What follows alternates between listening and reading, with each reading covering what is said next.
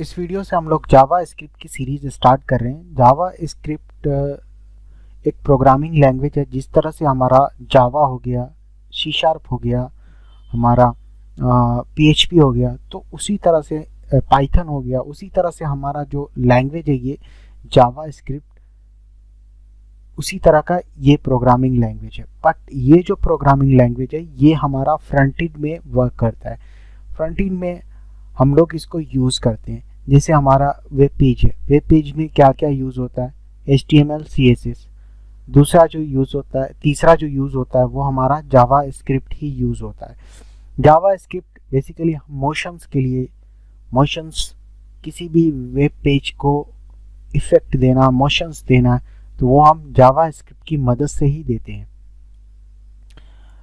अब आते हैं हम व्हाट इज जावा स्क्रिप्ट। यहाँ पे क्वेश्चंस अराइज हो रहा है, what is Java script. Java script high level object oriented multi paradigm programming language. Java script क्या है? जावा स्क्रिप्ट एक high level object oriented multi paradigm programming language है। जावा script क्या है? हाई लेवल लैंग्वेज है, ऑब्जेक्ट ओरिएंटेड प्रोग्रामिंग लैंग्वेज है। ये दो चीजें हैं। तो हाई लेवल का मतलब क्या? हाई लेवल का मतलब we don't have to worry about a complex stuff like memory management. High level का मतलब वो हो गया कि कोई भी कॉम्प्लेक्स चीज जो हम कर रहे हैं उसमें, जैसे कि हमारा मेमोरी मैनेजमेंट, तो उससे हमें सोचने की जरूरत नहीं है। हाई लेवल लैंग्वेज में ये चीजें हैं। दूसरा हमारा ऑब्जेक्ट ओरिएंटेड। अब ऑब्जेक्ट ओरिएंटेड का मतलब क्या? Based on object for storing most kinds of data. ज़्यादा से ज़्यादा डेटा जो है वो ऑब्जेक्ट के अंदर ही स्टोर होता है। ऑब्जेक्ट ओरिएंटेड मतलब ये। Programming language. प्रोग्रामिंग लैंग्वेज का मतलब क्या है? Instruct computer to do a things. Computer को इंस्ट्रक्ट कर रहे हैं, कुछ करो, कुछ काम करो। देखिए, roles of JavaScript in development. देखिए, जावा स्क्रिप्ट का रोल्स क्या है डेवलपमेंट के अंदर? देखिए, तो हम जब वेब डेवलपमेंट की बात करते हैं तो वेब डेवलपमेंट के अंदर बहुत सारी चीज़ें आती है। तो पहला जो चीज़ आता है HTML और CSS आता है। क्या आता है? ये हमारा आता है, ये हमारा आता है HTML। क्या आता है? HTML। अब HTML क्या काम करता है?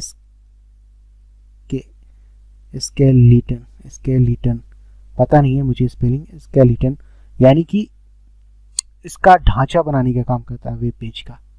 और CSS क्या करता है? CSS जो बेसिकली करता है हमारा, ये हमारा डिज़ाइन का काम करता है। क्या करता है? ये डिज़ाइन का काम करता है कि हमारा वेब पेज कैसा शो हो, हमारा वेब पेज किस तरह का शो हो। उसी तरह से हमारा जावा स्क्रिप्ट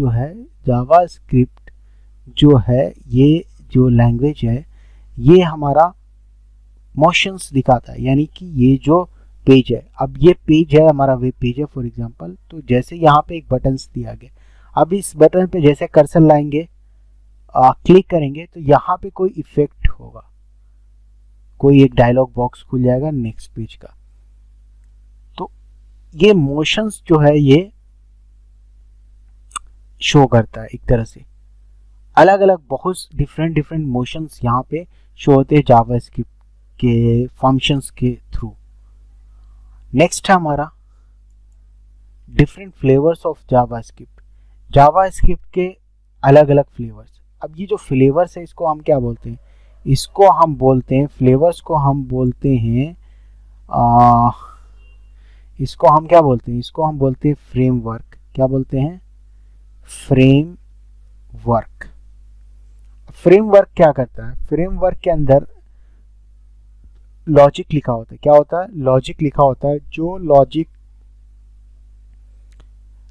अगर हम कोई भी काम जावा स्क्रिप्ट के जो कोर है जावा स्क्रिप्ट उसमें कर रहे हैं, तो वो काम हमें करने में काफ़ी टाइम लगेगा। फॉर एग्जांपल 5 डेज लग जाएंगे कोई भी काम करने में। तो वही काम अगर हम फ्रेमवर्क की मदद से करते हैं तो वो काम क्या होगा? इजीली 5 डेज का काम 1 डेज नहीं तो 2 डेज में ख़त्म हो जाएगा।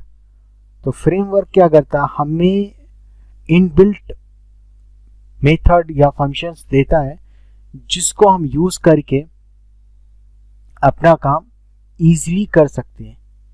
तो ये जो हमारा फ्रेमवर्क है ये हमारा क्या है, ये हमारा रिएक्ट, ये हमारा है एंगुलर और ये हमारा व्यू।